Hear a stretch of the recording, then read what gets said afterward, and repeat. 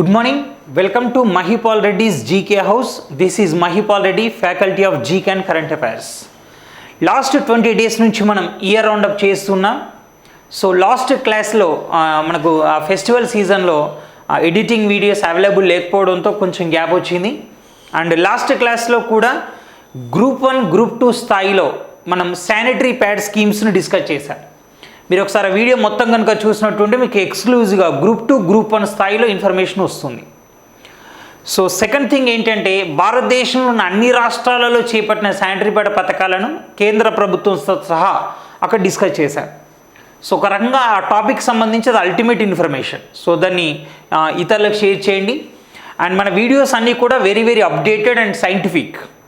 So మామూలుగా standard జీకేకు మాత్రమే priority ఇవ్వకుండా స్టాండర్డ్ జీకేని లైట్గా ప్రిఫరెన్స్ ఇస్తూ హై స్టాండర్డ్ కరెంట్ అఫైర్స్గా డిస్కస్ చేస్తున్నాం. అది కూడా టాపిక్ వైజ్గా.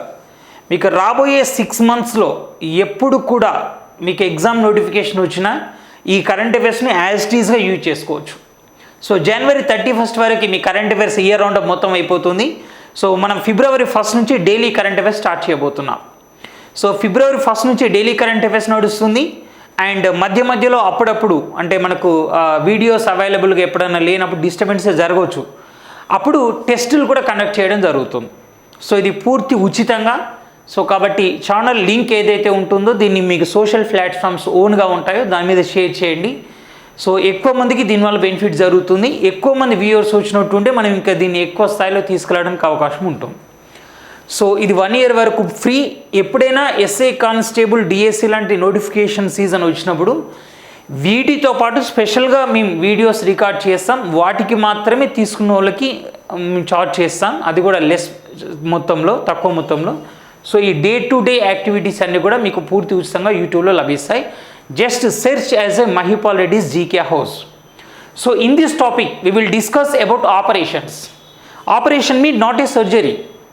ఒక ప్రత్యేక కార్యక్రమం ఇలా ఒక అంశం పైన ప్రత్యేక దృష్టిని సారిస్తూ లేదా ఒక సమస్యను లేదా ఒక ఉపద్రవాన్ని నిర్మూలించడం కోసం లేదా ఒక ప్రత్యేక లక్ష్య సాధన కోసం ప్రభుత్వ అనుమతితో లేదా ప్రభుత్వ అనుమతి లేకుండా చేపట్టే రహస్య లేదా రహస్యేతర కార్యక్రమం సో ఆపరేషన్. 2019 February 14న పుల్వామా ఉగ్రదాడి జరిగింది. ఆ రోజు సో సుమారు 50 మంది వరకు అప్రాక్సిమేట్గా సిఆర్పిఎఫ్ జవాన్లు చనిపోవడం జరిగింది. దాని ప్రతీకారంగా భారత ప్రభుత్వ అనుమతితో సో మన వైమానిక దళం వాళ్ళు పాకిస్తాన్లోని చెకోటి, ముజఫరాబాద్, బాలాకోట్ సో స్థావరాలపై దాడి చేసి సుమారు 300 మంది ఉగ్రవాదులను చంపేశారు. అది ప్రభుత్వ అనుమతితో జరిగింది, కానీ రహస్యంగా జరిగింది. పాకిస్తాన్ వాళ్ళకి తెలియదు కదా. సో ఇక రెండోది ఓపెన్గా కూడా జరగవచ్చు ఆపరేషన్ అంటే. ఎలా? ఇప్పుడు భారతదేశంలో చిన్నపిల్లలు ఎదుర్కొంటున్న మేజర్ సమస్య బాల కార్మిక వ్యవస్థ, వెట్టి చాకిరి, మానవ అక్రమ రవాణా. చిన్నపిల్లల్ని ఎత్తుకెళ్ళి వేరే ప్రదేశాలకు తీసుకెళ్తున్నారు, వాళ్ళతో బెగ్గింగ్ మాఫియా చేయిస్తున్నారు అండ్ వాళ్ళతో ఇల్లీగల్ యాక్టివిటీస్ చేయిస్తున్నారు. పిల్లలకు హార్మోన్స్ ఇంజెక్షన్స్ వేసి వాళ్ళు తొందరగా డెవలప్ అయితే అమ్మాయిలతో వ్యభిచారం చేయించడం అండ్ అబ్బాయిలు అయితే డ్రగ్స్ లాంటివి ట్రాన్స్పోర్టేషన్ చేయించడం చేస్తున్నారు. బికాస్ ఆఫ్ దట్ అలా బాల కార్మిక వ్యవస్థ నుంచి వాళ్ళని కాపాడడం కోసం, వెట్టి చాకరి నుంచి వాళ్ళకి విముక్తి కల్పించడం కోసం అండ్ మానవ అక్రమ రవాణాకు గురి కాకుండా వాళ్ళని కాపాడడం కోసం దేశవ్యాప్తంగా అనేక కార్యక్రమాలు వచ్చినాయి. మన తెలుగు రాష్ట్రాల్లో కూడా కొన్ని ప్రత్యేక కార్యక్రమాలు చేపట్టినాయి. Like that operation smile, operation Muskaan అని కూడా పిలుస్తూ ఉంటాం. సో అది ఓపెన్, దాన్ని కూడా ఆపరేషన్ అన్నాం. సో అది రహస్యంగా జరగవచ్చు, రహస్యేతరంగా జరగవచ్చు, ప్రభుత్వ అనుమతితో జరగవచ్చు లేదా ప్రభుత్వ అనుమతి లేకుండా శాఖాపరమైన అనుమతితో కూడా జరగవచ్చు. సో సర్జికల్ స్ట్రైక్ అంటేనేమో ఒక ప్రత్యేక లక్ష్యం మీద సడన్గా చేసే దాడి, ఏ sudden attacking on a specific target. కానీ ఇక్కడ ఆపరేషన్ అంటే సో సడన్ అటాకింగ్ అనేం కాదు, ఒక సిస్టమేటిక్ పద్ధతిలో కొనసాగే కార్యక్రమంగా మనం భావించవచ్చు. సో ఇన్ దిస్ క్లాస్ మనం ఏం డిస్కస్ చేయబోతున్నామంటే COVID-19 కాలంలో మనకి కేంద్ర ప్రభుత్వం కొన్ని ప్రత్యేక కార్యక్రమాలను తీసుకొచ్చింది. సో దానిలో కొన్ని ఆపరేషన్స్ ఉన్నాయి. Like mission Vande Bharat and mission Sagar, Samudra Setu Samudram, Setu భారతం, సముద్ర సేతు, సాగరమాల అనే ప్రాజెక్ట్స్ కూడా కొన్ని దీనిలో డిస్కస్ చేస్తాం. సో మ్యాక్సిమం 2020లో వచ్చినవి డిస్కస్ చేస్తాం. కొన్ని అవసరాన్ని బట్టి సో వేరే టైంలో వచ్చినవి కూడా అక్కడక్కడ వస్తే రావచ్చు. It's a very very scientific information and updated information. So first of all we will discuss about operation thirst. THIRST. Thirst అంటే ఏంటి? దాహం, దప్పిక, దూపవడం అంటాం కదా. సో ఆపరేషన్ థర్స్ట్ అంటే ఆపరేషన్ దప్పిక లేదా ఆపరేషన్ దాహం. So before going to the discussion, అదేంటో తెలుసుకునే ముందు దీన్ని ఎవరు ప్రవేశపెట్టారు అంటున్నాం? RPF వాళ్ళు ప్రవేశపెట్టారు. సో ప్రస్తుతానికి రైల్వేకి సంబంధించిన ఎగ్జామ్ జరుగుతున్నాయి. సో కాబట్టి ఎవరైతే ఇంకా రాసే వాళ్ళు ఉన్నారో దీని మీద ఒకసారి కాన్సన్ట్రేషన్ చేయండి. RPF. So I think you are very much familiar about RPF. So RPF అంటే ఏంటి? Railway protection force. సో దీన్నే రైల్వే రక్షణ దళం అని పిలుస్తూ ఉంటారు. రైల్వే ప్రయాణికుల భద్రత కోసం కావచ్చు, రైల్వే ఆస్తుల భద్రత కోసం కావచ్చు, లేదా రైల్వే లైన్ల పరిశీలన కోసం కావచ్చు, ఒక ప్రత్యేక భద్రతా దళాన్ని బ్రిటిష్ వాళ్ళు ఏర్పాటు చేశారు. సో ఎందుకు బ్రిటిష్ వాళ్ళు ఏర్పాటు చేశారు అంటే, మన దేశంలో రైల్వేల పరిణామ క్రమాన్ని కనుక పరిశీలించినట్టుంటే, the first train in India introduced in 1853 April 16th 1883 April 16న మొట్టమొదటి రైలు మన దేశంలో ప్రవేశపెట్టడం జరిగింది. సో ఇది ముంబైలోని బోరీ బందర్ అనే ప్రదేశం నుంచి, సో మనకి అప్పట్లో బాంబే అన్నారు, ఇప్పుడు దీన్ని ముంబై అంటున్నాం. మనకి ఇప్పుడు హైదరాబాద్ పోతే బేగంపేట్, విద్యానగర్, సో ఇట్లా జామే ఉస్మానియా ఉంటాయి కదా. సో అలాగే అప్పట్లో బోరీ బందర్ అనే ప్రదేశం నుంచి సుమారు 30 కిలోమీటర్ల దూరంలో ఉన్న మహారాష్ట్రలోని తానే ప్రదేశానికి మొట్టమొదటి ట్రైన్ వేశారు. సో అది మన దేశంలో మొట్టమొదటి ట్రైన్. ఈ ట్రైన్ నడిపినప్పుడు భారత గవర్నర్ జనరల్గా ఉన్న వ్యక్తి లార్డ్ డల్హౌసీ. సో ఇతనే రాజ్య సంక్రమణ సిద్ధాంతాన్ని ప్రవేశపెట్టాడు. ఇతను 1857లో వెళ్ళడం జరిగింది. ఇతను వెళ్ళిన తర్వాతనే మన దేశంలో సిపాయిల తిరుగుబాటు వచ్చింది. సో లార్డ్ డల్హౌసీ కాలంలో భారతదేశంలో రైల్వేలు వచ్చినాయి కాబట్టి ఇతనే భారత రైల్వేల పితామహుడు అని కూడా పిలుస్తుంటారు. సో ప్రస్తుతం భారత రైల్వేల లోగో చిహ్నం ఏంటంటే ఒక లాంతర్ను పట్టుకున్న ఏనుగు ఉంటుంది, దాన్నే బోలు ది గాడ్ అంటారు. బోలు ది గాడ్. సో ఇలా మన భారతదేశంలో 1853లో రైల్వేలు వస్తే ఈ రైల్వేల పరిరక్షణ కోసం ప్రత్యేక దళాన్ని, సో రైల్వే ప్రొటెక్షన్ ఫోర్స్ను మాత్రం మనకు 1872 జూలైలో ఇంట్రడ్యూస్ చేయడం జరిగింది. సో బ్రిటిష్ వాళ్ళ కాలంలో ఏర్పాటు చేసిన ఈ రైల్వే భద్రతా దళాన్ని సో మన ప్రభుత్వం అంటే 1957లో సో దీనికోసం మనకు రైల్వే ప్రొటెక్షన్ యాక్ట్ అంటే రైల్వే భద్రతా చట్టం అనే దాన్ని మనకు 1957లో తీసుకొచ్చారు. సో అంటే 1957 చట్టం ప్రకారం మనం దాన్ని అడాప్ట్ చేసుకున్నాం ఆ చట్టాన్ని. సో వీళ్ళు ఈ RPF వాళ్ళు ప్రవేశపెట్టారు. RPFకు మనకు ఒక డైరెక్టర్ జనరల్ ఉంటారు. సో ప్రస్తుతం మనకు railway protection force RPF director జనరల్గా IPS ఆఫీసర్ అరుణ్ కుమార్ వ్యవహరిస్తున్నారు. సో అరుణ్ కుమార్ ఇక్కడ కరెంట్ అఫైర్స్ మీకు త్వరలో రైల్వే ఎగ్జామ్ జరుగుతున్నాయి కదా, ఇప్పుడు కొందరికి జరిగినాయి, మరికొందరికి జరుగుతున్నాయి. సో జాగ్రత్తగా చూడండి. RPF means railway protection force. So దీని director general Arun Kumar. So భారత రైల్వేల పితామహుడు Lord Dalhousie. First railway 1853 April 16న ముంబైలోని బోరీ బందర్ నుంచి తానే మధ్యలో ప్రవేశపెట్టడం జరిగింది. సో రైల్వే భద్రతా దళం RPF అనేది 1872లో ఏర్పడితే స్వాతంత్రానంతరం 1957 రైల్వే భద్రతా చట్టం ప్రకారం దీన్ని భారతదేశం అధికృతం చేసుకుంది. ఇనాక్టెడ్ అంటాం, అధికృతం చేసుకుంది.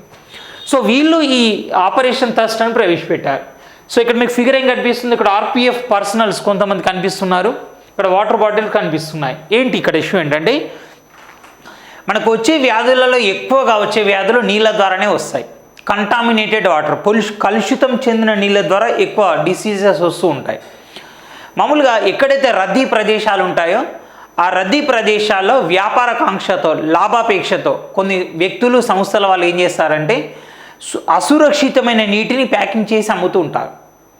సో ఎగ్జాంపుల్, మనకు బ్రాండెడ్ ఒక కంపెనీ ఉందనుకోండి, కిన్లే అనే వాటర్ మనం ఎక్కువ తాగుతున్నాం ఈ రోజుల్లో. కిన్లే, ఆక్వాఫినా, బిస్లరీ ఇవి తాగుతున్నాం. సో ఆ కిన్లే వాటర్ బాటిల్ లాగానే ఉంటుంది, దాని లేబుల్, క్యాప్, ప్యాకింగ్ అన్నీ కూడా అలాగే ఉంటాయి. కానీ దాని పేరు కొంచెం మారుస్తాడు, కుండ్లే అనో, కిన్లీ అనో, సో ఏదో ఒకటి మారుస్తాడు. మన ఏంటి రద్దీ ప్రదేశాల్లో బస్సులు, ట్రైన్లు క్యాచ్ చేస్తున్నప్పుడు ఎక్కువ అంత ఫ్రీగా ఉండదు మైండ్. సో అప్పుడు తొందర బాటిల్ తీసుకొని ఎక్కేస్తాం, బస్సులో కూర్చొని ఓపెన్ చేసిన తర్వాత అప్పుడు ఆ బాటిల్లో తేడా కానీ లేదా టేస్ట్లో తేడా బట్టి కానీ మనం గుర్తుపట్టడం జరుగుతుంది. అప్పటికి ఓపెన్ చేసినాం కాబట్టి ఏం చేస్తాం, మనం వాళ్ళ మీద కంప్లైంట్ చేయలేము, అక్కడ ఉండలేము, ఎక్కువసేపు మనం ఉండం కదా. సో అలా ప్రజల బలహీనతను వాళ్ళు సొమ్ము చేసుకుంటున్నారు, తద్వారా ప్రజలు డబ్బు కోల్పోతున్నారు, వాళ్ళకి అనారోగ్యం పాలవుతున్నారు. కాబట్టి ఏ సంస్థలు అయితే అసురక్షితమైన నీటిని అమ్ముతున్నాయో రైల్వే ప్లాట్ఫామ్లలో, సో ఆ కంపెనీలను పట్టుకోవడం కోసం, సో వాళ్ళ మీద చర్యలు తీసుకోవడం కోసం సో రైల్వే ప్రొడక్షన్ ఫోర్స్ ప్రవేశపెట్టిన కార్యక్రమమే operation thirst. Okay, so next one operation dolphin nose. ఏంటి డాల్ఫిన్ నోస్ అంటే చూద్దాం. మనకి భారతదేశానికి రెండు వైపులా కూడా సముద్ర తీరం ఉంది. ఒకటి పశ్చిమ తీరం, సో రెండోది వచ్చేసి తూర్పు తీరం. ఈ తూర్పు తీరంలో సహజ సిద్ధమైన ఓడరే ఒకటి ఉంది ఆంధ్రప్రదేశ్లో, సో అదే విశాఖపట్నం. సో విశాఖపట్నం స్పెషాలిటీ ఏంటంటే ఈ భూభాగంలో ఉన్న ఒక కొండ నుంచి ఒక పెద్ద ఇలా పొడవాటి నిర్మాణం సముద్రంలోకి చొచ్చుకొచ్చి ఉంటుంది. దానివల్ల సముద్ర అలలు అనేవి ఓడరేవును బలంగా తాకవు. కాబట్టి ఆ విశాఖపట్నం రేవుకు వచ్చే ఓడలన్నీ కూడా ఈజీగా లంగర్ వేయగలుగుతాయి, అక్కడ ఈజీగా తమ వాణిజ్య కార్యక్రమాలు చేసుకోగలుగుతాయి. సో అదొక పెట్టని కోట లాంటిది అనమాట డాల్ఫిన్ నోస్. అంటే డాల్ఫిన్ తెలుసు కదా మీకు, నీటిలో ఉండే జీవి, దాని ముక్కు పొడవుగా ఉంటుంది. అలాగే ఈ కొండ యొక్క కొన లోపలికి సముద్రంలోకి పొడవుగా చొచ్చుకొచ్చింది, అందుకే దాన్ని డాల్ఫిన్ నోస్ అన్నాం. సో ఇక్కడ ఇష్యూ ఏంటి, ఆపరేషన్ డాల్ఫిన్ నోస్ ఎందుకన్నాం? ఈ ప్రోగ్రామ్ని ఇండియన్ నేవీ వాళ్ళు ప్రవేశపెట్టలేదు, ఏపీ పోలీసులు ప్రవేశపెట్టారు. ప్రస్తుతం మనకి ఏపీ పోలీస్ బాస్గా గౌతమ్ సవాంగ్ ఉన్నారు కదా, సో ఆయన ఆధ్వర్యంలో ఒక టీం దీన్ని ప్రవేశపెట్టడం జరిగింది. ఇటీవల భారత నౌకాదళంలోని కొంతమంది ఉద్యోగులు పాకిస్తాన్ ISI అంటే పాకిస్తాన్ గూఢాచార సంస్థ, మనకు ఒక్కొక్క దేశానికి ఒక్కొక్క గూఢాచార సంస్థ ఉంటుంది. సో ఇండియాకు రీసెర్చ్ అనాలిసిస్ వింగ్, పాకిస్తాన్కు ISI ఇంటర్ సర్వీసెస్ ఇంటెలిజెన్స్, అమెరికాకు CIA central intelligence agency. So అలా పాకిస్తాన్ గూఢాచార సంస్థ ఇంటర్ సర్వీసెస్ ఇంటెలిజెన్స్ లేదా ISI వాళ్ళు ఫేస్బుక్లలో ట్విట్టర్లలో కొంతమంది అమ్మాయిల ఫోటోలతో అకౌంట్లు ఓపెన్ చేసి భారత నేవీ ఉద్యోగులను ట్రాప్ చేసి వాళ్ళ నుంచి ఇన్ఫర్మేషన్ తీసుకుంటున్నారు. సో వాళ్ళు రెచ్చగొట్టే ఫోటోలను షేర్ చేస్తూ లేదా కొన్ని డబ్బులను ఎరవేస్తూ సో ఉద్యోగుల ద్వారా మన నౌకా స్థావరాలకు సంబంధించి రహస్య సమాచారాన్ని తీసుకుంటున్నారు. సో ఫ్యూచర్లో ఆ సమాచారాన్ని ఉపయోగించుకొని వాళ్ళు యుద్ధ నౌకల ద్వారా కానీ, క్షిపణుల ద్వారా కానీ, విమానాల ద్వారా కానీ, జలాంతర్గాముల ద్వారా కానీ మన స్థావరాల మీద యుద్ధం చేసే అవకాశం ఉంది. సో అందుకని భారత నౌకాదళానికి చెందిన రహస్యాలు ఎవరైతే విశాఖపట్నం పోర్టులో అమ్ముతున్నారో వాళ్ళని పట్టుకోవడం కోసం ఏపీ ప్రభుత్వం ప్రవేశపెట్టిన కార్యక్రమమే operation dolphin nose. So Visakhapatnam నౌకాదళ ఉద్యోగులను పట్టుకోవడం కోసం చేపట్టారు కాబట్టి ఆ విశాఖపట్నం స్థావరంలో ఉన్న డాల్ఫిన్ నోస్ అనే పేరే దీనికి పెట్టడం జరిగింది. సో అది operation dolphin nose. So next one operation desert chase. ఇక్కడ మీకు ఇండియా పాకిస్తాన్ అని ఉన్నాయి. సో ఈ ఆపరేషన్ కూడా మిలిటరీ ఆపరేషనే. ఈ రెండు దేశాలకు సంబంధించిన కార్యక్రమాలకు ఉద్దేశించిందే ఇది. డిజర్ట్ అంటే ఎడారి, చేజ్ అంటే పట్టుకోవడం. ఆపరేషన్ డిజర్ట్ చేజ్ అంటే ఎడారి దొంగలను పట్టుకోవడం అని అనుకోవచ్చు. సో ఏంటి అసలు ఎడారి దొంగలు? సముద్ర దొంగలు అంటే మనకి ఎక్కువగా సోమాలియా దేశంలో ఉంటారు కదా, అట్లా మరి మన దేశంలో ఏమైనా ఎడారి దొంగలు ఉన్నారా? కాదు. మనకి ఎడారి ఎక్కడుంది మన దేశంలో అంటే రాజస్థాన్లో తార్ ఎడారి, భారతదేశంలో అతిపెద్ద ఎడారి అన్న. తార్ ఎక్కడుంది? రాజస్థాన్లో ఉంది. సో రాజస్థాన్లో రాజధాని ఏంటి? జైపూర్.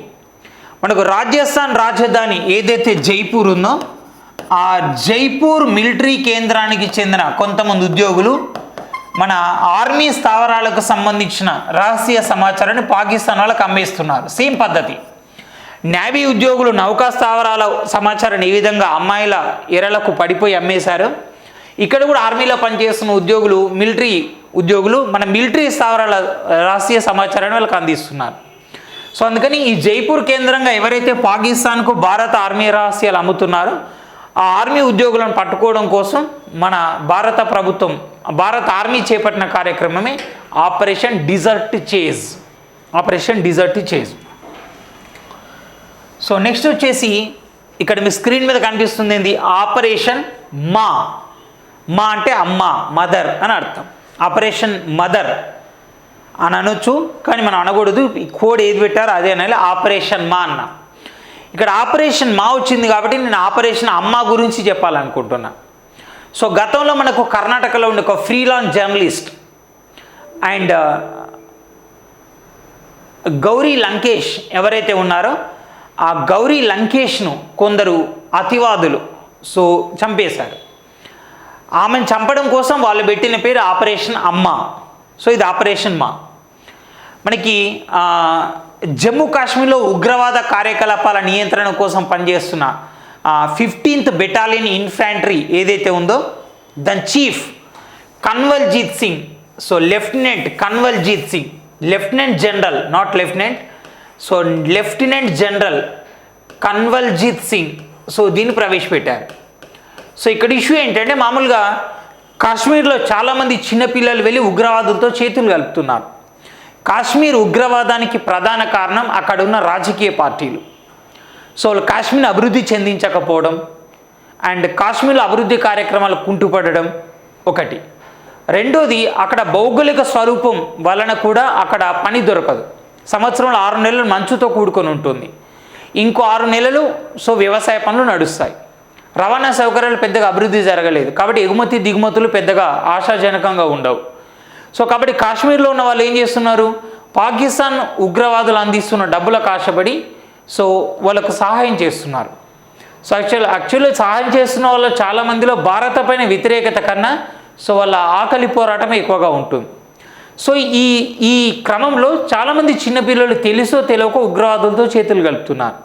సో అందుకని భారత ప్రభుత్వం ఏం చేసింది, ఎవరైతే ఉగ్రవాదులతో చేతులు కలిపిన చిన్నపిల్లలు ఉన్నారో వాళ్ళకి నచ్చ చెప్పి, అంటే ఎక్కడైనా ఎన్కౌంటర్స్ జరిగితే వాళ్ళని చంపకుండా నచ్చ చెప్పి వాళ్ళని తీసుకొచ్చి మళ్ళీ ఇంటి దగ్గర వదిలేయాలి అండ్ వాళ్ళకి ఫ్యూచర్లో ఉద్యోగ అవకాశాలు కూడా ఇవ్వాలి.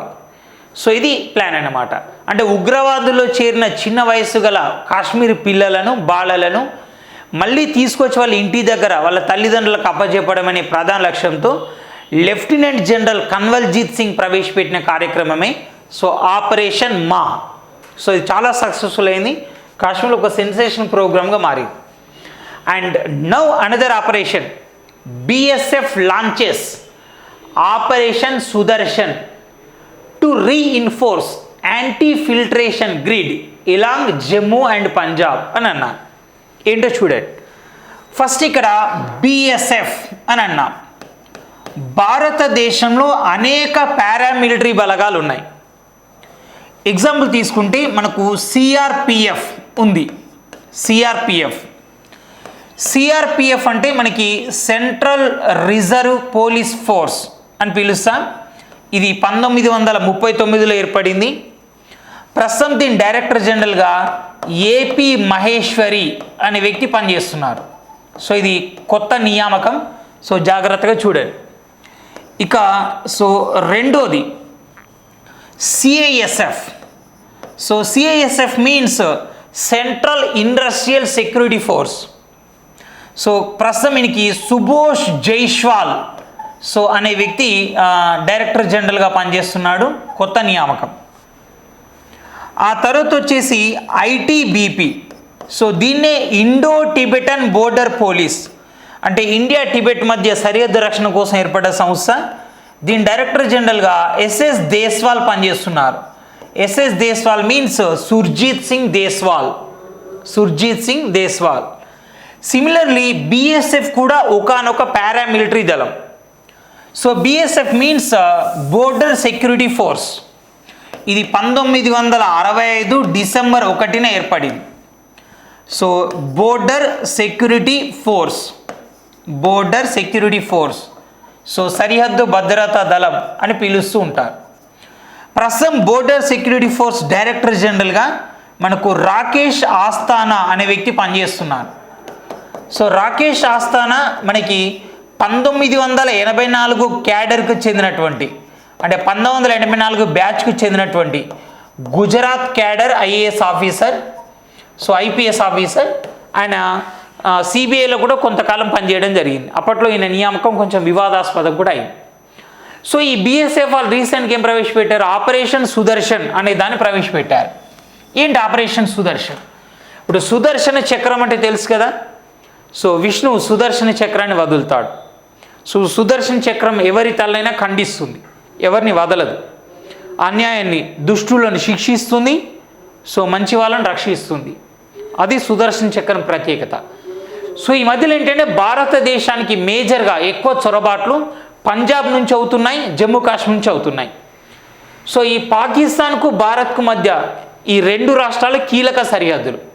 ఇతర రాష్ట్రాలు కూడా ఉన్నాయి సరిహద్దులుగా. సో హిమాచల్ ప్రదేశ్ ఉంది, ఉత్తరాఖండ్ ఉంది, సో ఇటుదికి వస్తే మనకు రాజస్థాన్ కూడా సరిహద్దుగా ఉంది. కానీ ఎక్కువగా జమ్మూ కాశ్మీర్, పంజాబ్ నుంచి ఎక్కువగా సో చొరబాట్లు జరుగుతున్నాయి. సో ఈ రెండు రాష్ట్రాలలో పాకిస్తాన్ సరిహద్దు వద్ద ఇలా కంచె నిర్మాణాన్ని పటిష్టం చేయడం అండ్ గస్తీని పటిష్టం చేయడం అండ్ సైనికుల సంఖ్యను పెంచడం. కంచె నిర్మాణం పటిష్టం చేస్తారు, గస్తీ పెంచుతారు, సైనికుల సంఖ్యను, చెక్ పోస్టుల సంఖ్యను పెంచుతారు, బంకర్లు కూడా పెంచుతారు. సో బంకర్లు అంటే భూమి లోపల ఉండి యుద్ధం చేయడానికి అనుగుణ గది లాంటి నిర్మాణం ఉంటుంది కదా, దాన్ని కూడా పెంచుతారు. సో ఇలా అన్ని వైపుల నుంచి పటిష్ట భద్రత పెంచడంతో ఉగ్రవాదుల చొరబాట్లు ఆగిపోతాయి. దాంతో ఈ భారతదేశం అనేది సేఫ్గా ఉంటుంది అని దీని లక్ష్యం. So next one rescue in Yemen అని వచ్చింది. యాక్చువల్గా దీని తర్వాత నేను మిషన్ వందే భారత్ వందే భారత్ మిషన్ గురించి డిస్కస్ చేయబోతున్నాను. సో అది డిస్కస్ చేసే ముందు ఇక్కడ దీని గురించి మీకు కొంత చెప్పాలి. సో అందుకని ఈ విషయాన్ని తీసుకొచ్చాను ఇక్కడ. యాక్చువల్లీ దీన్ని ఏమంటారంటే రెస్క్యూ ఇన్ యమన్ అని కాదు, దీన్ని ఆపరేషన్ రాహత్ అని పిలవాలి. ఆపరేషన్ రాహత్. సో ఇది దీని పేరు ఆపరేషన్ రాహత్. ఇక్కడ మనకి 2011 సంవత్సరంలో అరబ్ దేశాలలో నియంతలకు వ్యతిరేకంగా విప్లవం వచ్చింది. సో దాన్ని స్ప్రింగ్ రివల్యూషన్, వసంత విప్లవం అని కూడా పిలిచారు. సో ఇక్కడ ఏంటంటే మామూలుగా సో మీరు ఆఫ్రికా ఖండాన్ని తీసుకున్నారని ఇది suppose. So if imagine, so ఇదంతా కూడా ఆసియా ఖండం అనుకోండి. ఆసియా ఖండానికి ఈ పక్కన మనకి ఆఫ్రికా ఖండం ఉంది. ఆసియా ఖండంలో ఈ చివరి పెద్ద దేశం సౌదీ అరేబియా అండ్ దాని పక్కనే ఇంకొక దేశం ఉంటుంది, దాన్నే యమన్ రాజధాని సనా. సో ఇక ఆఫ్రికాలో ఈ పెద్ద దేశం ఏంటి, ఇటు సైడు ఈజిప్ట్ ఉంటుంది. దాని పక్కనే లిబియా అనే దేశం ఉంటుంది. ఆ లిబియా పక్కనే ఇక్కడ ట్యునీషియా అనే దేశం ఉంటుంది. ఈ ట్యునీషియా పక్కనే ఆఫ్రికాలో అతిపెద్ద దేశం ఏంటంటే అల్జీరియా ఉంటుంది. 2011లో ఈ ట్యునీషియాను అబ్దీన్ బెన్ అలీ అనే వ్యక్తి పరిపాలిస్తున్నాడు. అనే నియంతృత్వాన్ని భరించలేని ప్రజలు తిరుగుబాటు చేశారు. దాంతో ఈ అబ్దీన్ బెన్ అలీ అనే రాజు దేశాన్ని విడిచిపెట్టి పారిపోయాడు. ఒక చిన్న దేశం ఒక రాజును తరిమి కొట్టింది, మనమేం చేయలేమా అని లిబియా ప్రజలు రెచ్చిపోయారు. వాళ్ళ సైనిక నియంత కల్నల్ గడాఫీని మనకి 2011 అక్టోబర్ 20న సో తరిమి కొట్టి చంపారు. ఆయన ప్రజల దాని నుంచి కాపాడడం కోసం ఒక డ్రైనేజీలో దాక్కుంటే మరీ బయటికి లాక్కొచ్చి చంపారు. ఇక్కడ అబ్దీన్ బెన్ అలీ తరిమి కొట్టారు ట్యునీషియా ప్రజలు. లిబియా ప్రజలు వాళ్ళ నియంత కల్నల్ గడాఫీని చంపేశారు. ఆపరేషన్ ఒడిస్సీ డాన్ అనే పేరుతో చంపేశారు. దాంతో లిబియా వాళ్ళ నుంచి ఈజిప్ట్ వాళ్ళు ఇన్స్పైర్ అయ్యారు. అప్పటికే ఈజిప్ట్లో 1980 నుంచి 2011 వరకు ఒకడే పరిపాలిస్తున్నాడు, హోస్నీ ముబారక్. ఆయన ఈజిప్ట్ సైనిక నియంత. ఆయన వృద్ధుడయ్యాడు, తన కొడుకు అధికారం అప్పగించే పనిలో ఉన్నాడు అప్పుడే. ఇక వీడే 30 సంవత్సరాలు పరిపాలించాడు, వీడు వస్తే తర్వాత వాడెన్ని సంవత్సరాలు పరిపాలిస్తాడో అని ప్రజలు వీళ్ళని ఇన్స్పిరేషన్ తీసుకొని వాళ్ళ సైనిక నియంత హోస్నీ ముబారక్ని అరెస్ట్ చేసి జైల్లో పడేశారు. సో ఆ తర్వాత అక్కడి నుంచి విప్లవం ఎక్కడికి వచ్చింది, సౌదీ, ఇరాన్, యమన్, జోర్డాన్ ఈ దేశాలకు విస్తరించి. యాక్చువల్గా 2011లో ఈ విప్లవం సౌదీకి వచ్చినప్పుడు సౌదీ రాజు ఎవరంటే మనకి Abdullah bin Abdul Aziz Abdul Aziz al Faud. So ఆయన సౌదీ రాజుగా పనిచేస్తున్నాడు. ఆయన పదవి నుంచి తొలగించబడలేదు. ఇక్కడ రాజు పారిపోయాడు ట్యునీషియాలో. ఎవరు? Tunisia Abidine Ben Ali. ఇక్కడ లిబియా నియంత చంపబడ్డాడు colonel Gaddafi operation odyssey dawn పేరుతో. ఇక్కడ ఈజిప్ట్ సైనిక నియంత అరెస్ట్ చేయబడ్డాడు హోస్ని ముబారక్. ఇక్కడ సౌదీ రాజు అరెస్ట్ చేయబడలేదు, పారిపోలేదు, తొలగించబడలేదు. కానీ విషయం అర్థమైంది, ఇకనైనా మనం మారకపోతే మన పరిస్థితి కూడా వీళ్ళలాగే అవుతుంది అని కొన్ని సౌదీలో మార్పులు తీసుకొచ్చాడు ఆయన. అందుకే అతన్ని ఏమంటారంటే ఆధునిక సౌదీ అరేబియా నిర్మాత. So father of modern Saudi Arabia అని పిలుస్తారు. సో అన్ఫార్చునేట్లీ ఇప్పుడు అబ్దుల్లా అనే రాజు లేడు, ఆయన చనిపోయారు. సో ఇప్పుడు Salman bin Abdul Aziz al Fuad అనే రాజు సౌదీ రాజుగా కొనసాగుతున్నాడు. ఏమేమి మార్పులు వచ్చినాయి సౌదీలో? సో అంటే ఆ మార్పుల కన్నా ముందు చూడండి, ఒక చిన్న దేశంలో వచ్చిన విప్లవం ప్రపంచంలోని అన్ని జాలకు విస్తరించి, మల్లెపూల వాసన ఏ విధంగానైతే విస్తరిస్తుందో ఇది కూడా అలా విస్తరించింది. కాబట్టి ఈ విప్లవానికి మరొక పేరు jasmine revolution. So jasmine revolution means మల్లెల విప్లవం. అలాగే సో మనకి దీనివల్ల అరబ్లో కొత్త నాయకత్వం వచ్చింది. పాత నాయకత్వం వెళ్ళిపోయి మనకి మొక్కలకు పాత ఆకులు రాలిపోయి కొత్త ఆకులు రావడాన్ని స్ప్రింగ్, వసంతం అంటాం కదా. సో అందుకే అరబ్లో కూడా కొత్త వసంతం వచ్చింది. అందుకే దీన్ని స్ప్రింగ్ రెవల్యూషన్ అని కూడా పిలుస్తుంటారు. ఈ స్ప్రింగ్ రెవల్యూషన్ జరిగినప్పుడు యమన్ అతలాకుతలం అయిపోయింది. సో ఎందుకు అతలాకుతలం అయిపోయింది అంటే, సో అక్కడ రాజుకు అనుకూలంగా కొందరు, రాజుకు వ్యతిరేకంగా కొందరు, అండ్ ఐఎస్ ఉగ్రవాదులు కూడా కొంతమంది, ఒక గ్రూప్. ఇక్కడ మూడు గ్రూపుల మధ్య యమన్ రావణ కాష్టంలో మారిపోయాయి. సో యమన్లో అప్పుడు సుమారు 5,000 మంది భారతీయులు చిక్కుకొని పోయి ఉన్నారు. సో 5,000 మందిని కూడా సేఫ్గా ఇండియాకి తీసుకురావాలి. అంతమందిని ఇండియాకి తీసుకురావడం పాసిబుల్ అవుతుందా? అవుతుంది. 1990 గల్ఫ్ యుద్ధం జరిగినప్పుడు అంటే కువైట్, ఇరాన్, ఇరాక్ ఇవన్నీ యుద్ధంలో పాల్గొన్నప్పుడు భారత వైమానిక దళం సుమారు 1,70,000 మందిని ఇండియాకి తీసుకొచ్చింది సేఫ్గా విమానాల ద్వారా. మీకు అప్పట్లో బాలీవుడ్లో సినిమా వచ్చింది ఎయిర్ లిఫ్ట్ అని, సో దానికి సంబంధించింది. ఆ తర్వాత 2006లో సో లెబనాన్ రాజధాని బీరూట్లో కూడా కొంతమంది భారతీయులు చిక్కుకొని పోయారు. సో అక్కడ కూడా అంతర్యుద్ధం జరిగింది. అప్పుడు లెబనాన్ రాజధాని బీరూట్లో ఉన్న భారత ప్రజలను ఇండియాకి తీసుకురావడం కోసం మన ప్రభుత్వం చేపట్టిన కార్యక్రమం ఏంటంటే ఆపరేషన్ సుకూన్ అనే కార్యక్రమం చేపట్టి. సో ఇప్పుడు 2006లో లెబనాన్ రాజధాని బీరూట్ నుంచి భారతీయులను వెనక్కి తీసుకురావడం కోసం చేపట్టింది ఆపరేషన్ సుకూన్. 2012లో అంటే మనకి విప్లవం అంతా జరిగింది 2011 కదా. 2012లో యమన్ నుంచి సుమారు 5,600 మంది భారతీయులను తీసుకురావడం కోసం చేపట్టింది ఆపరేషన్ రాహత్. సో ఇక్కడ చూడండి, ఆపరేషన్ రాహత్ చేపట్టినప్పుడు అప్పుడు మన భారత ఆర్మీ జనరల్గా వికే సింగ్ ఉన్నాడు. వికే సింగ్ ఆయన తర్వాత కేంద్ర మంత్రి కూడా పనిచేశాడు. సో సుమారు 5,600 మంది భారతీయులను చిక్కున్నారు. సో ఈ 5,600 మంది భారతీయులు ఇండియా వాళ్ళే కాదు, 4,640 మంది ఇండియా వాళ్ళు, సుమారు 960 మంది విదేశీయులు. సో భారత్కు చెందిన 4,600 మంది, సుమారు 41 దేశాలకు చెందిన 960 మందిని ఇండియాకి తీసుకొచ్చి మళ్ళీ వాళ్ళ దేశాలకు పంపినాం. ఓకేనా? సో ఇక్కడ ఏం చేసినాం, సో విమానాల ద్వారా తీసుకొచ్చినాం, నౌకల ద్వారా తీసుకొచ్చినాం. సో ఎగ్జాంపుల్ మనకి ఇప్పుడు IAF ఇండియన్ ఎయిర్ ఫోర్స్కు చెందిన 2 విమానాలు దీనిలో పాల్గొన్నాయి.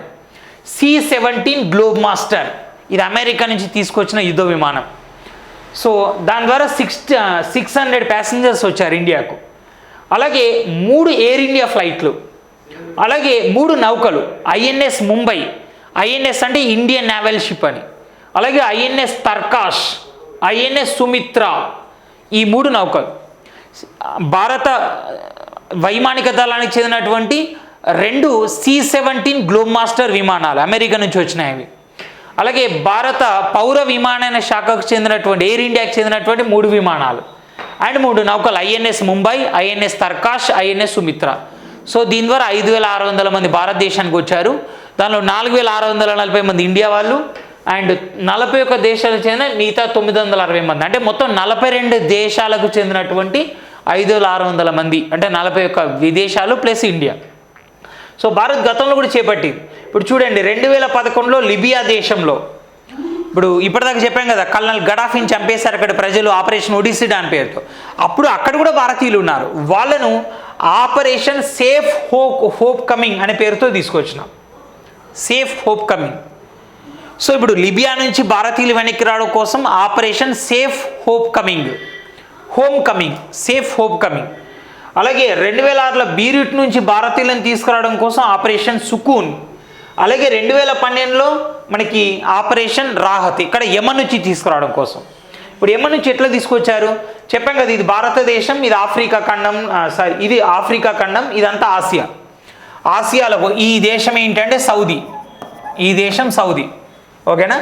సో ఇదంతా కూడా సౌదీ, ఓకే. సో ఇది యమన్. ఇప్పుడు ఇక్కడి నుంచి వీళ్ళంతా ఇండియాకి రావాలన్నమాట. సో ఇది ఆపరేషన్ రాహత్. ఎంత? సో ఇండియాకు చెందినటువంటి సుమారు 4,640 మంది అండ్ 41 దేశాలకు చెందిన సుమారు 960 మంది. సో మొత్తం వచ్చేసి మనకి 5,600, 5,700 అవుతారు, 600 అనుకోండి. సో రూట్ ఎలా వచ్చిందో చూడండి. సో ఇక్కడ యమన్ ఉంది కదా, అక్కడ నుంచి బయలుదేరారు. ఇక్కడ జిబౌటీలో కొందరు ఉన్నారు, జిబౌటీ కూడా ఆఫ్రికా దేశం.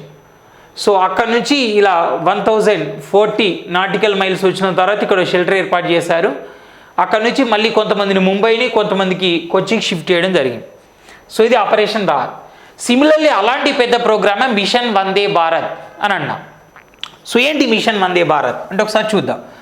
ఇక్కడ మనకి 2019 డిసెంబర్లో ఫస్ట్ కోవిడ్ కేస్ అనేది చైనాలో బయటపడింది. First Covid case in China, ఓకేనా. సో కరోనా వైరల్ డిసీజ్ అనేది అక్కడ బయటపడి. In India first case appeared in 2020 January. So 30 జనవరి 30న ఇండియాలో ఫస్ట్ కేస్, కోవిడ్ కేస్ అని రికగ్నిషన్ చేశారు. భారత్లో కోవిడ్ వేగవంతంగా విస్తరిస్తుంది కాబట్టి ఇండియన్ గవర్నమెంట్ 2020 మార్చి 23న జనతా కర్ఫ్యూ విధించారు. అంటే ప్రజలు స్వచ్ఛందంగా తమ ఇళ్ళకే పరిమితం కావాలి అని. ఆ తర్వాత ఒకరోజు గ్యాప్ ఇచ్చి మార్చి 25 నుంచి టోటల్గా దేశవ్యాప్తంగా కర్ఫ్యూ సో విధించడం జరిగింది. ప్రజలు ఎవరు కూడా ఇళ్ళ నుంచి బయటికి రాకూడదు, అంతర్జాతీయ విమానాలని రద్దు చేయడం జరిగింది. ఆ తర్వాత జనతా కర్ఫ్యూ వచ్చేసి మనకు మే 31 వరకు కూడా కొనసాగింది. లాక్డౌన్ అనేది మే 31 వరకు కూడా కొనసాగడం జరిగింది. సో ఆ తర్వాత విదేశాల నుంచి భారతీయులను ఇండియాకు తీసుకురావాలి. ఎందుకంటే లాక్డౌన్ కాలంలో భారతదేశంలోనే కోవిడ్ కేసులు కొంచెం తక్కువగా నమోదైనాయి. సో ఎందుకంటే ప్రపంచ జనాభాలో అప్రాక్సిమేట్గా 20% of population which appeared in India only. కానీ కేసులు అన్నీ నమోదు కాలేదు, మరణాలు కూడా అంత పెద్ద స్థాయిలో జరగలేదు. సో చాలా వరకు చనిపోయినా ప్రపంచ దేశాలతో పోలిస్తే మాత్రం మనం కొంచెం మెరుగైన స్థితిలోనే ఉన్నాం. సో ప్రపంచ దేశాలు మరింత అరాచకంగా ఉంది పరిస్థితి. కాబట్టి అక్కడ ఉద్యోగాలు కోల్పోయిన భారతీయులు ఎవరైతే ఉన్నారో వాళ్ళందరినీ ఇండియాకి తీసుకురావాలి. సో అందుకోసం ఈ ప్రోగ్రాం చేపట్టడం జరిగింది. ఇక్కడ ఏంటంటే ఈ ప్రోగ్రాం మనకి 2020 మే 7th నాడు భారత ప్రభుత్వం లాంచ్ చేశారు. మే 7th, ఓకేనా. సో మే 7th రోజు ఏంటి, సుమారు 12 దేశాల నుంచి భారతీయులను వెనక్కి తీసుకురావాలి. 12 దేశాల నుంచి, ఇది బ్రిటన్, మనకి Canada and USA and Saudi Arabia and UAE, United Arab Emirates and Japan, ఇలాంటి దేశాల నుంచి భారతీయులను తీసుకురావాలి. సో మొత్తం దీనికోసం మనకు ఇండియన్ ఎయిర్ ఫోర్స్ వాళ్ళు, అంటే మనకు ఎయిర్ ఇండియా వాళ్ళు, ఇండియన్ ఎయిర్ ఫోర్స్ కాదు, సో ఎయిర్ ఇండియా వాళ్ళు 64 విమానాలు ప్రవేశపెట్టారు. సో ఈ 64 విమానాల ద్వారా సో విదేశాల్లో ఉన్న భారతీయులను వెనక్కి తీసుకురావడం అనేది దీని ప్రధాన లక్ష్యం. సో ఇది వందే భారత్ మిషన్. సో దీన్ని చాలా ఫేజెస్ ప్రవేశపెట్టారు, ఈ మాత్రం తెలిస్తే సరిపోతుంది. సో ఆ తర్వాత నెక్స్ట్ వచ్చేసి mission Sagar. Mission Sagar, so mission Sagar కన్నా ముందు మనం ఇది తెలుసుకుందాం. సో సందర్భోచితంగా ఉంటుంది. విదేశాలలో చిక్కుకున్న భారతీయులను ఇండియాకు తీసుకురావడం కోసం మనం ఏం చేపట్టినాం, మిషన్ వందే భారత్ చేపట్టినాం కదా, ఇప్పటిదాకా చదువుకుంది అదే కదా. So machine Vande Bharat so చేపడితే సో అది 2020 మే 7th రోజు లాంచ్ అయింది. సో ఇదేంటి విదేశాల కాదు, ఎస్పెషల్లీ ఏంటంటే మనకు శ్రీలంక మాల్దీవ్స్ అండ్ ఇరాన్, ఈ దేశాల్లో చిక్కున్న భారతీయులు ఇండియాకి తీసుకురావాలి. దేని ద్వారా? Through ship. ఇదేమో విమానాల ద్వారా తీసుకురావాలి వందే భారత్ మిషన్లో, ఇది షిప్ల ద్వారా తీసుకురావాలి.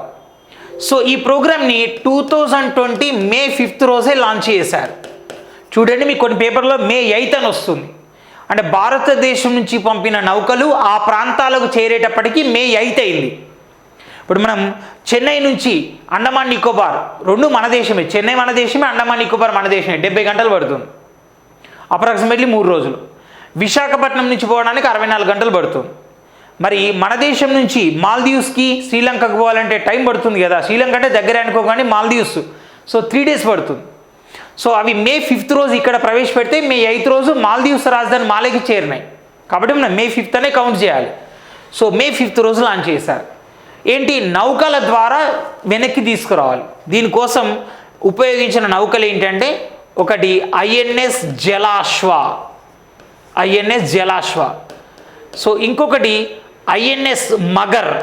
ఫస్ట్ ఈ 2 నౌకలు యూజ్ చేశారు. ఆ తర్వాత ఐఎన్ఎస్ షార్దూల్ అనే నౌక కూడా ప్రవేశపెట్టారు, షార్దూల్. ఆ తర్వాత ఐఎన్ఎస్ ఐరావత్ అనే నౌకను కూడా ప్రవేశపెట్టారు, సో ఇవి మొత్తం 4 నౌకలు. ఫస్ట్ 2, తర్వాత దశల వరకు ఇంకో 2 నౌకలు వచ్చినాయి. సో మిషన్ వందే భారత్ ఏమో విమానాల ద్వారా విదేశాల్లో ఉన్న భారతీయులను వెనక్కి తీసుకురావాలి. ఇది 2020 May 7th రోజు స్టార్ట్ అయింది. సముద్ర సేతు అంటే సీ బ్రిడ్జ్, అంటే మన దేశం నుంచి పక్కన ఉన్న సముద్ర దేశానికి బ్రిడ్జ్, కనెక్టివిటీ అన్నమాట. సో ఇది 2020 May 5th రోజు స్టార్ట్ అయింది. శ్రీలంక, మాల్దీవ్స్, ఇరాన్ దేశాల్లో ఉన్న భారతీయులను వెనక్కి తీసుకొచ్చారు. మేజర్గా ఫస్ట్ ఏమో INS Jalashwa, INS Magar use చేశారు. తర్వాత ఐఎన్ఎస్ షార్దూల్, ఆ తర్వాత ఐఎన్ఎస్ మనకు ఐరావత్ నౌకను యూజ్ చేయడం జరిగింది. ఓకే, సో ఇప్పుడు దీని గురించి తెలుసుకుందాం. మిషన్ సాగర్. సో మోడీ ప్రభుత్వం వెరీ రీసెంట్గా మనకు సాగర్ అనే దాన్ని ఒక కాన్సెప్ట్ను ప్రవేశపెట్టడం జరిగింది. అంటే హిందూ మహాసముద్రంలో ఉన్న దేశాలతో మన దేశం సత్సంబంధాలు పెంచుకోవడం కోసం ఉద్దేశించిందే సో సాగర్. సో ఏంటి సాగర్ అంటే? Sagar means security and growth for all in the reason. So that is Sagar. Security and growth for all in the reason, Sagar. So ఇక్కడ ఏంటంటే సముద్ర దేశాలు మేజర్గా భారత్కి పక్కనున్న దేశాలు తీసుకుంటే ఇది మాల్దీవ్స్, ఇంకో ఇక్కడ ఉంటుంది మాల్దీవ్స్. సో ఆ తర్వాత ఇది సీషెల్స్, ఈ బ్లాక్ షేడ్లో ఉంది. ఆ తర్వాత ఇది క్యామెరూస్, ఇది కాదు, ఈ రౌండ్ షేప్లో ఉంది, క్యామెరూస్ ఐలాండ్స్. సో ఇది మారిషస్. సో చూడండి, Maldives, Seychelles, Mauritius, Comoros islands and ఇక్కడ తీసుకుంటే శ్రీలంక కూడా కొంతవరకు చెప్పుకోవచ్చు. ఓకేనా? సో మొత్తం 5 దేశాలు, Maldives, Mauritius, Seychelles, Comoros islands and Madagascar. So మొత్తం ఈ 5 దేశాలకు మెడిసిన్స్ను, పీపీఈ కిట్లు అంటే పర్సనల్ ప్రొటెక్టివ్ ఎక్విప్మెంట్స్ ఉంటాయి కదా, వాటిని అండ్ వైద్య సిబ్బందిని పంపుతూ భారత ప్రభుత్వం తీసుకున్న కార్యక్రమమే machine Sagar. So already COVID-19 కన్నా ముందే ఈ సముద్ర దేశాలు, ఎందుకంటే చైనా వచ్చి మొత్తం హిందూ మహాసముద్రంలో తన స్థావరాలు ఏర్పాటు చేసుకుంటుంది. శ్రీలంక వాళ్ళు మొన్ననే హంబన్ తోట అనే ద్వీపాన్ని చైనా వాళ్ళకు 99 సంవత్సరాలు లీజుకి ఇచ్చారు. సో ఈ దేశాలతో కూడా మనం సరిగ్గా లేమనుకోండి, సో ఫ్యూచర్లో ఈ సముద్రాన్ని మొత్తం కూడా తన స్థావరాలతో నింపేస్తే భారత్ ఉపద్రవాన్ని ఎదుర్కొంటుంది. అందుకని COVID-19 కన్నా ముందే భారత ప్రధాని సాగర్ అనే కాన్సెప్ట్ను ప్రవేశపెట్టాడు ఈ ద్వీపకల్ప దేశాలతో సత్సంబంధాలు నెలకొల్పడం కోసం. That is security and growth for all in the reason. Security and growth for all in the reason. So దీనిలో భాగంగానే ఈ ప్రాజెక్ట్ని ఎప్పుడు స్టార్ట్ చేశారంటే మనకి 2020 May 10th రోజు స్టార్ట్ చేశారు. సో ఇది June 28th వరకు నడిచింది, సుమారు 48 days నడిచింది. 48, ఆ తర్వాత సెకండ్ ఫేజ్ 55 దగ్గర నడిచింది అనుకోవచ్చు, 55 days వరకు కూడా. సో ఇక్కడ ఇష్యూ ఏంటంటే దీని ద్వారా పర్సనల్ ప్రొటెక్టివ్ ఎక్విప్మెంట్స్ని, పీపీ కిట్లని, వైద్యులని, మందులని, ఇది హైడ్రాక్సీ క్లోరోక్విన్ మెడిసిన్స్ ఉన్నాయి కదా, అప్పుడు మనమే కదా అందరికి సప్లై చేసింది. సో వాళ్ళ కోసం ఈ ప్రోగ్రాం ప్రవేశపెట్టడం జరిగింది. So next one, that is Setu Bharatam. సేతు అంటే బ్రిడ్జ్, భారతం అంటే ఇండియా, అంటే భారతదేశం మొత్తం బ్రిడ్జిలు నిర్మించాలి. ఏ బ్రిడ్జిలు? ఇక్కడ చూడండి, ఇక్కడ 2 బ్లాక్ షేడ్స్ ఉన్నాయి. సో ఆ పక్కన ఇట్లా గీతలు వచ్చినాయి. ఇటో బ్లాక్ షేడ్ ఉందనుకోండి, అది రైలు పట్టా అవుతుంది. ఇక్కడేమో బ్రిడ్జ్ అనేది ఇట్లా పైన ఇట్లా వచ్చింది, అంటే రైల్వే బ్రిడ్జ్ల నిర్మాణం అన్నమాట. మామూలుగా మనకి ఎక్కడన్నా రైల్వే లైన్ పోతుంటే దాని మించి బ్రిడ్జ్ కడతాం కదా, ఇలా దాన్ని మనం ఏమంటాం? ఆర్ఓబి అంటాం, అంటే రైల్వే ఓవర్ బ్రిడ్జ్. సో ఎక్కడైతే రైల్వే క్రాసింగ్స్ ఉన్నాయో ఆ రైల్వే క్రాసింగ్ల వద్ద రోజు 3 షిఫ్ట్లు ఉద్యోగులు పనిచేయాలి. దీనివల్ల రైల్వేలకు ఉద్యోగుల భారం పెరుగుతుంది అండ్ అనేక ప్రమాదాలు జరుగుతున్నాయి. సో ప్రాణ నష్టం, ఆస్తి నష్టం జరుగుతుంది అండ్ ట్రాఫిక్ జామ్ అవుతుంది. ఎందుకంటే ఒక రైలు రావడానికన్నా ముందు గేట్ వేస్తే పోయిన కొద్దిసేపటి దాకా ఓపెన్ కాదు. సో దీనిలో ట్రాఫిక్ జామ్ పెరుగుతుంది, పని గంటలు వేస్ట్ అవుతున్నాయి, సో ఇంధనం వేస్ట్ అవుతుంది. ఈ అన్ని సమస్యల పరిష్కారం ఏంటంటే భారతదేశంలో రైల్వే బ్రిడ్జ్ల నిర్మాణం అనేది దీని కాన్సెప్ట్ అన్నమాట. సో దానికోసం ప్రవేశపెట్టిన ప్రాజెక్టే సేతు భారతం. సో నెక్స్ట్ వచ్చేసి సాగరమాల. సాగర అంటే ఏంటి? సముద్రం. మాల అంటే ఏంటి? దండ. మన మెడ చుట్టూ ఏ విధంగానైతే దండ వేసుకుంటామో సముద్రంలో ఇది ఎంత పశ్చిమ తీరం, ఇదంతా తూర్పు తీరం. సో పశ్చిమ తీరం ఇగో గుజరాత్, మహారాష్ట్ర, గోవా, కర్ణాటక, కేరళ 5 రాష్ట్రాలు. సో ఇటు తీసుకుంటే తమిళనాడు, ఆంధ్రప్రదేశ్, ఒరిస్సా, వెస్ట్ బెంగాల్ 5 రాష్ట్రాలు ఉన్నాయి. మొత్తం 9 రాష్ట్రాలకు సముద్ర తీరం ఉంది కదా. సో ఇప్పుడు తమిళనాడులో చెన్నైలో ఓడరే ఉంది, ఆంధ్రప్రదేశ్లో విశాఖపట్నంలో ఓడరే ఉంది. సో ఇప్పుడు వచ్చిన నౌకలన్నీ కూడా విశాఖపట్నమే రావడంతో సో ఆ నౌకాశ్రయం మీద ఒత్తిడి పెరుగుతుంది. ఒక నౌక వచ్చి దానిలో ఉన్న ఎక్స్పోర్ట్స్ అన్నీ డంపింగ్ కావాలంటే 1 డే 2 డేస్ పడుతుంది. ఒక్కొక్క నౌక వారం 10 రోజులు వెయిట్ చేయాల్సి వస్తుంది. సో అందుకని ఈ పెద్ద పెద్ద నౌకాశ్రయాల మధ్య చిన్న చిన్న నౌకాశ్రయాలు కనుక నిర్మించినాం అనుకో, ఇక్కడ ఏం జరుగుతుందంటే ఈ పెద్ద నౌకాశ్రయాల మీద ఒత్తిడి తగ్గుతుంది. అండ్ ఈ చిన్న చిన్న నౌకాశ్రయాల చుట్టుపక్కల ఉండే ప్రజలు ఉంటారు కదా, సో వాళ్ళకి ఉద్యోగాల అవకాశాలు పెరుగుతాయి. ఇక్కడ చూడండి, 250 million live within 50 kilometers of the Coast. ఇప్పుడు చిన్న చిన్న నౌకాశ్రయాలు కనుక ఏర్పాటు చేసినాం అనుకో, దాని లోపటి వరకు కూడా ఒక 50 కిలోమీటర్ లోపటి వరకు కూడా 250 మిలియన్లు, 1 మిలియన్ అంటే 10 లక్షలు, 250 మిలియన్లు అంటే సుమారు 25 కోట్ల మంది ప్రజలకు బెనిఫిట్ జరుగుతుంది. సో అది. రెండోది 3600 ఫిషింగ్ విలేజెస్. ఇప్పుడు చిన్న చిన్న నౌకాశ్రయాలు నిర్మించినాం అనుకో, ఈ 9 రాష్ట్రాలలో ఉన్న సుమారు 3600 మంది జాలర్ల గ్రామాలు అభివృద్ధి చెందుతాయి. సో ఫిషింగ్ వాళ్ళకు ఈజీగా అవుతుంది. అండ్ 12 మేజర్ పోర్ట్లు, మనకు రాష్ట్రాల్లో ఉన్న మేజర్ నౌకాశ్రయాలు 12 అండ్ 185 మైనర్ పోర్ట్లు నిర్మిస్తారు. 12 మేజర్ పోర్ట్లు ఆల్రెడీ ఉన్నాయి, వాటి మధ్యలో చిన్న చిన్నవి కలిపి 185 పోర్ట్లు నిర్మిస్తారు. అండ్ 4120 స్క్వేర్ కిలోమీటర్లు మ్యాంగ్రూవ్స్ ఏవైతేనో అభివృద్ధి చెందుతాయి. మ్యాంగ్రూవ్స్ అంటే మడ అడవులు. సో సముద్ర నీటు ఒడ్డున ఉండే అడవులు మడ అడవులు అంటాం. సో అభివృద్ధి చెందడం జరుగుతుంది. సో ఇది కాన్సెప్ట్.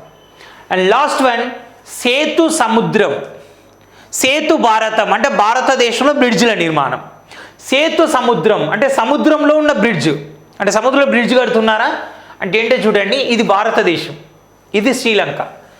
ఈ 2 దేశాల మధ్య ఒక పెట్టని గోడ ఉంది, అదే రామసేతు. దాన్ని అడమ్స్ అనేవాడు కనుగొన్నాడు కాబట్టి దాన్ని మనం అడమ్స్ బ్రిడ్జ్ అని కూడా అన్నాం.